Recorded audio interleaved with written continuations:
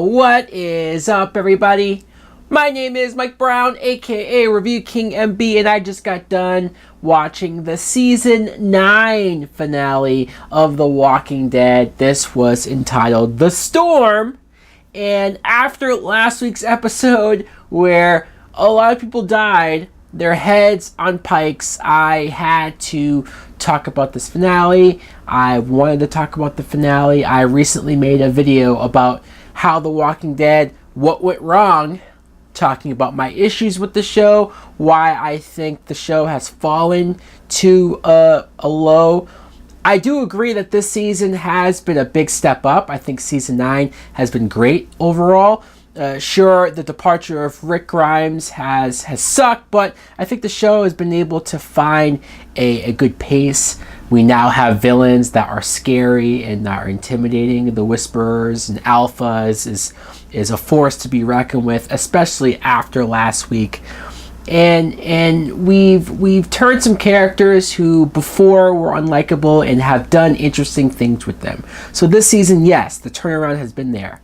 The main reason why I still posted that video about how The Walking Dead went wrong is because all of the mistakes that they've done in season 7 and especially season 8, that's what's making people who stopped watching by that point to not continue watching now. Last week, as good as last week's episode was, as shocking as it was, as unpredictable as it was the lowest rated episode of the series. And we have to wonder why that is. We have to wonder why people have given up on the show, why people, even if they hear that this season was great, they don't care. They're so done and over it. Last week, I want to mention how shocking seeing so many characters die in such a brutal way. They're just being beheaded. It did feel like a Game of Thrones episode because it wasn't the finale. It was the episode before the finale. It did feel shocking. It did, seeing Enid go, Tara, and Henry. It was like, whoa, yeah, sure, everyone else, the highwaymen and those kids and the old lady, yeah, sure, fine. But those three specifically, I'm still reeling over. I'm still trying to cope with the fact that they won't be on the show anymore. But I think it was good. I think it did a great job of making Alpha once again that crazed villain that is willing to go dark, is willing to do things, and she means business. So this episode, we didn't get a confrontation. We didn't see Carol go full badass. We didn't see them take the war and the fight to the Whisperers, which I don't know if people were expecting that. I kind of was. But I like what they did. They took a step back. They said, hey, let's just spin this finale to deal with a snowstorm, which may sound lame to anyone who didn't watch it, but I thought it was handled quite well. You see that it's been months, I guess, since the heads on the pikes. And so Ezekiel and Carol are going through a lot of issues and problems. Carol is distancing herself away. She can't be loving, affectionate. She can't be that nice, warm person that she had turned into. And she's losing herself. She has a conversation with Daryl where she's like, I am becoming that person who told that girl to look at the flowers, who killed those sick people in the prison, who was able to kill and feel nothing. She's becoming that once again. I am kind of glad to see that Carol back, but I don't like her in pain. I don't like to see her cry. I don't like to see her having to essentially lose another child. So that, in a sense, sucks. The moment when Ezekiel went to Daryl and said, hey, can you back off? Can you let Carol and I sort of build our relationship back up? And that was odd. It's like, is Ezekiel jealous of Daryl? Does he think Daryl is trying to get with Carol? Because let's be honest, if Daryl was going to do that, that probably would have happened by now. He's just her friend. And I know from Ezekiel's point of view, you see this dude spending this much time with your woman, you're going to be like, wait a minute, what's going on here? But they didn't dwell on it. They had the moments, but I feel like they did it. They moved on. Daryl seemed more preoccupied with Lydia. And Lydia is a character that I'm slowly starting to like a lot. I didn't know what to make of her when she was first discovered, one of the Whisperers and the daughter of Alpha, and how they took her in and had her there, and then her and Henry going back and forth. I'll be honest, I hated all of that because it made Henry look dumb. Yeah, it looked like she was using Henry, and she probably was at first. Henry falling for it. He just wanted to get laid, it seemed like. And everything that he did for her, sneaking off, trying to bring her back. And then obviously, because of Henry, everyone's blaming Lydia. Oh, because of you being here, that's why everyone died. It was Henry's fault. Let's be honest. Henry going off to grab her, bringing her back to the group. It was Henry who is the reason why all those people died the way they did, but because he's dead as well, they're just going to blame Lydia. I guess most of them will. So Daryl protecting her, Daryl sticking up for her. I like that. I like seeing this side of Daryl more so than the Daryl who was off on his own with a dog and being standoffish and being a loner. Lydia, we see, is suicidal. She has a moment where, actually a couple of moments, where she sneaks off away from the group. She sees a walker buried in snow, and she's almost about to let it bite her. And then Carol sees her and stops her.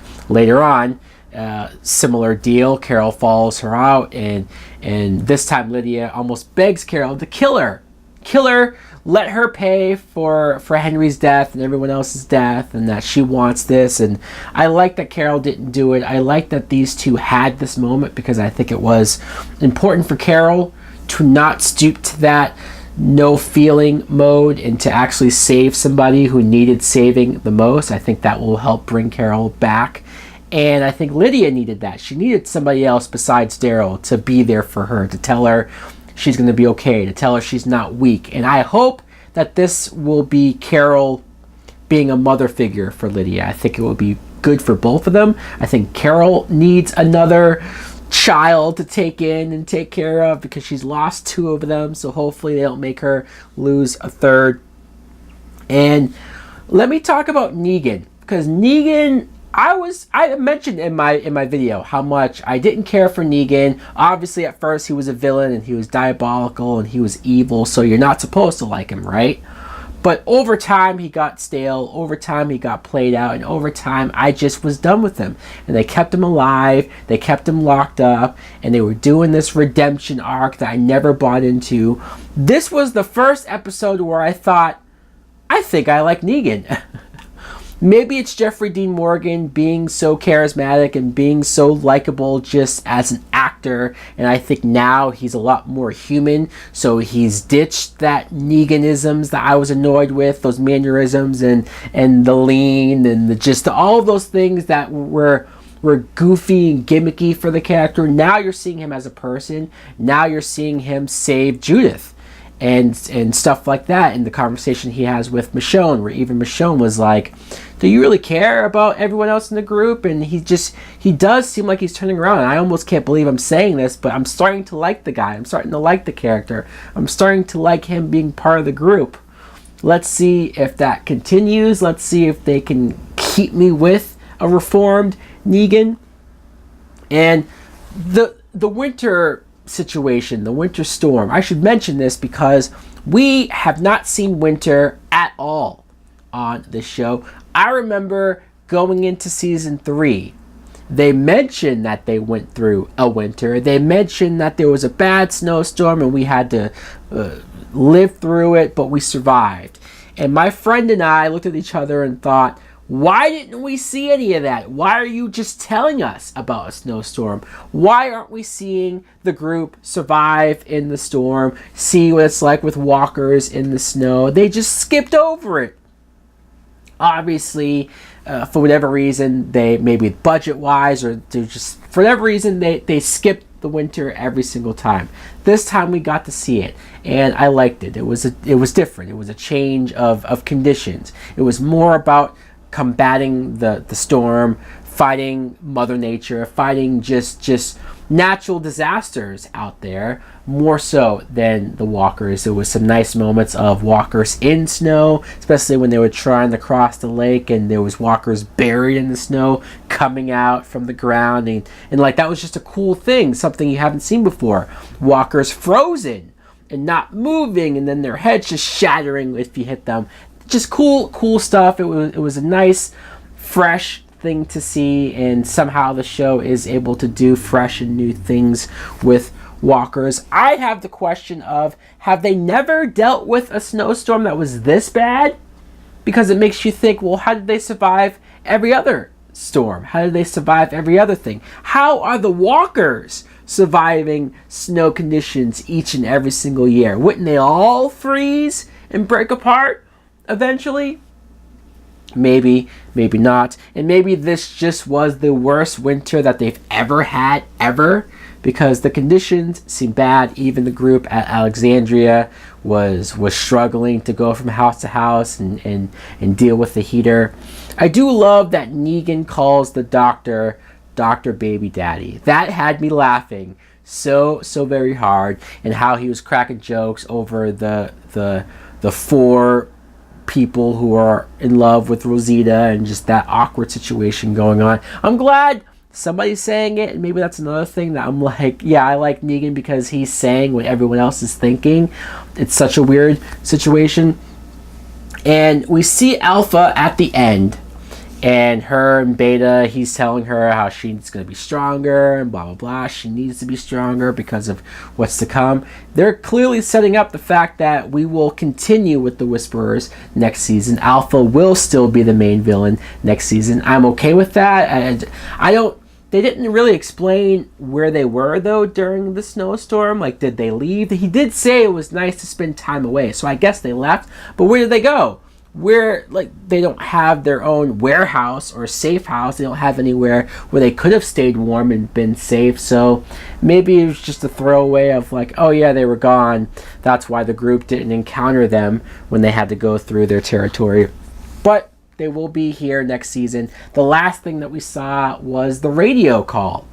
Judith and Ezekiel were talking to each other, and then somebody tried to chime in through a station and ask if anyone was out there. At first I thought maybe we'll hear Rick's voice and maybe he's trying to contact them, but it sounded like a woman, so that could be something. It could be connected to the helicopter and all of that, or maybe not. Maybe it's a new group, maybe it's more new people that we can't trust.